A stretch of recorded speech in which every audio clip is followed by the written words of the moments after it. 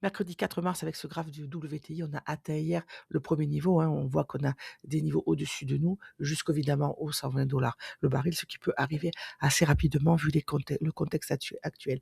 Aujourd'hui, on a évidemment les créations d'emplois non agricoles, hein, l'ADP de février, la plus grosse annonce du mois, une des 3 plus grosses annonces du mois et qui va faire beaucoup bouger les marchés. Mais aussi, exceptionnellement, on va se concentrer à 16h30, en plus de 15h45, sur évidemment les stocks de pétrole.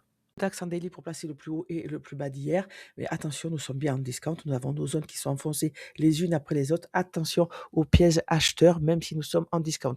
Pour la première fois depuis ce début de semaine, nous avons ouvert au-dessus du prix de clôture. Donc, on avait ces bougies qui ressemblent à un couteau qui tombe. On l'a vu hier.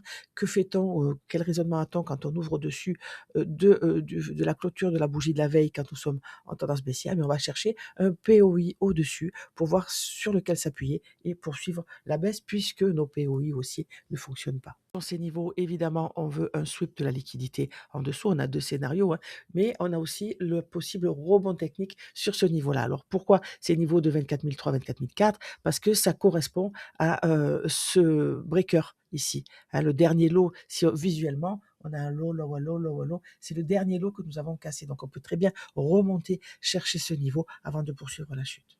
Parler sur le groupe du short covering, c'est exactement ça. On va aller sortir les vendeurs avant de poursuivre la chute. Ça se passe en général comme ça quand on a ces fortes baisses et quand la géopolitique s'en mêle et nous donne un petit peu de violence dans nos marchés. Milliard bombier est baissier, mais je cherche des retracements pour recharger mes positions sur donc ces niveaux de 24,3, 24,4 ici. En M1 pour voir ce RTH gap de 200 points quand même, on s'approche de son point médian. Je n'ai pas beaucoup d'espoir d'aller au-delà. Et à circonstances exceptionnelles, je sors évidemment des concepts que je n'utilise pas fréquemment. C'est-à-dire que quand j'ai mon Asian comme ça de 200 points, je vais regarder mon CBDR, ces petites tranches horaires de la fin de la journée d'hier avec ses projections.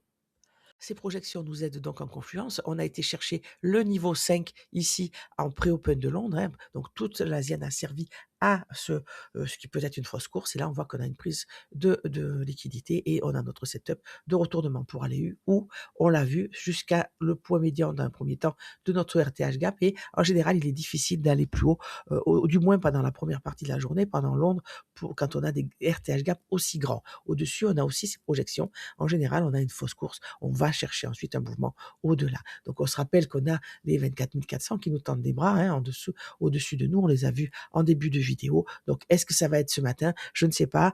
Quand on a ce genre de grand gap ici, quand on a une Asian en extension, en général, Londres est un range. Ça confirme un petit peu. On a la grosse annonce de cet après-midi avant les stocks de pétrole. Et c'est peut-être cet après-midi que nous aurons le vrai mouvement. Alors, ne vous précipitez pas. Faites bien attention à vos niveaux.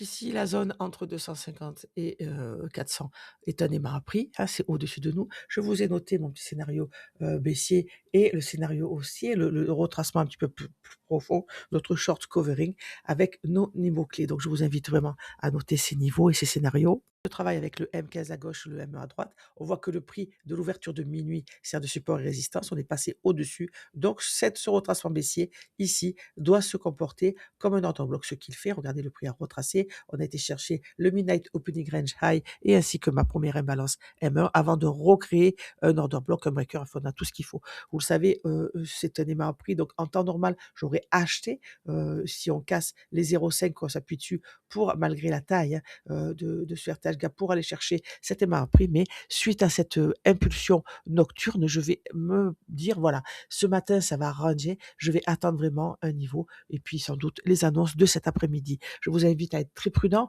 On a de grandes possibilités de faire de grands mouvements, de prendre de jolis trades, mais ne pas trader la liquidité interne et attendre vraiment vos niveaux. C'est pour ça que exceptionnellement, je vous note mes notes ici. Donc oui, mon billet est short. Oui, je vais attendre les niveaux dessus pour shorter. Et non, je ne vais pas travailler à l'intérieur de ce range. Si le prix part sans moi à la hausse, ce n'est pas grave. Il y a des niveaux un peu plus sympas, un peu plus sécures que nous devrions atteindre aujourd'hui. Je vous retrouve sur le Discord.